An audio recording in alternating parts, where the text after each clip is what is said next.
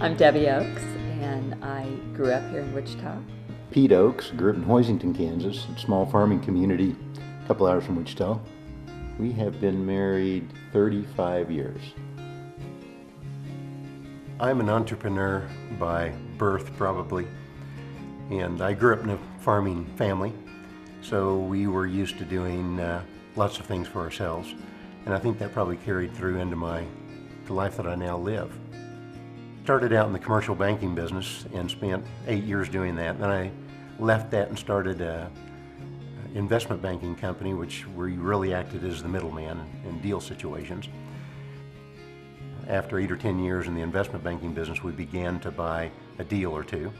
And so over the last 20 or 30 years, we've purchased a company here, there. Our approach is to grow it, treat our employees fairly, serve them well, run the business with excellence, and be a good steward of the resources God's given us. Okay, let's go. Hold on here. Come on. After a number of years, probably 10 years, owning our own business, we had become more financially successful than I ever thought I would.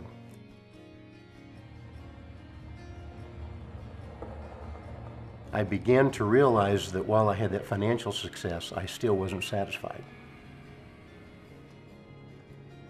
Deb and I both grew up in homes that were very generous, so we understood generosity from a very early age. When we became married, we wanted to carry that on.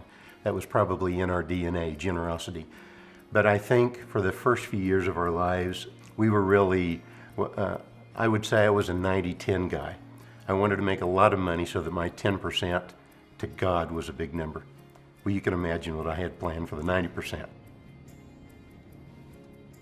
And thanks to a couple of older mentors that came alongside of me and really guided me along, they opened my eyes up to this whole concept of stewardship. It really means we're just the managers. We don't really own anything. So when you understand that, it puts a whole new spin and a whole new context on how you live life. I think we began to learn these concepts and came home and applied them to our lives. We experienced the joy of giving. So this journey for us has probably been a 15, we're into it 15 or 20 years.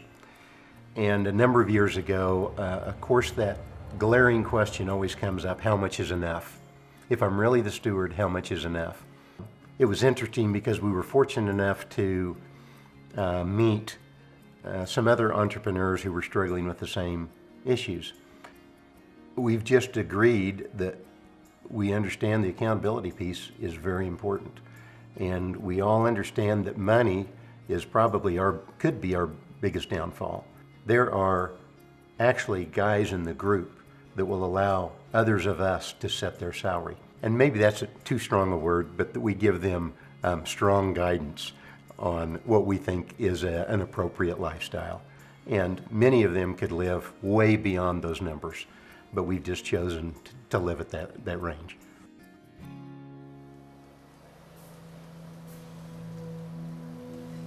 Several years ago, we were in an acquisition mode and we came on an opportunity to build industrial seating. It had some of the same technology we were using in our other business, so we thought it would be a good fit. And it's a fairly straightforward process and somewhat labor intensive. This analogy that you should have a generous life, and life is an acrostic, L-I-F-E. It stands for you should be generous with your labor, you should be generous with your influence, you should be generous with your financial resources, and you should be generous with your expertise. When we understood that, I began to look at our businesses and say, these are resources that God has given us, and how can we use them not only to create treasure, but to create social capital and spiritual capital. God really convicted me that generosity is much more than just writing a check. This was a new thing for us. We had never had a business in a prison before.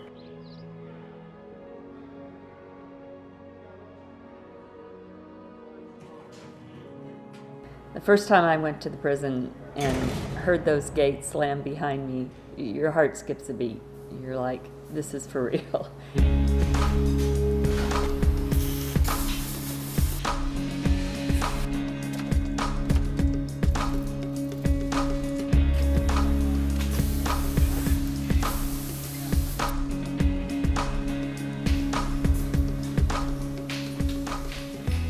It's an unusual bunch of guys or inmates that we have working for us at the prison.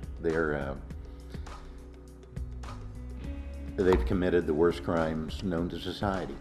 I ended up being an accomplice to taking someone's life. I took someone's life who didn't deserve to be taken. I have a life sentence. The jury convicted me of second-degree murder intentional, so I got 13 years, and I've done 6 of it so far. It came to us that we needed a big vision for these guys to grab onto. The vision we cast for them was this: we want to have the best prison in the United States of America. They looked at me like I was some kind of a man from outer space. We thought he was crazy. Like, this guy, he's, at first, that's what we thought, Every couple of weeks we have what we call a life lesson. It may be how to be a good father. It may be lessons on finance. It's lessons on relationships. In one of our life lessons, we presented this whole concept of generosity and challenged them that we would match dollar for dollar any dollar that they gave to one of a number of charities, and we gave them a list. It was amazing the amount of monies that these prisoners gave to charity, and what was probably even more fun is most of the charities that they gave to were charities that existed to help the victims of the crime that they committed. Not too long ago, he was in our living area. I've never seen a volunteer do anything like that. He's come to church with us. He's come to banquets that we've had. He's very involved, and you can tell that he's invested. Seeing the motivation they have to help you out, it makes you want to help other people out. So he's proven to me and to the rest of us that, man, if you set your heart to something, if you really fight for it, and if you're focused on it, it can happen. Pete, I believe that he has a desire to see us succeed.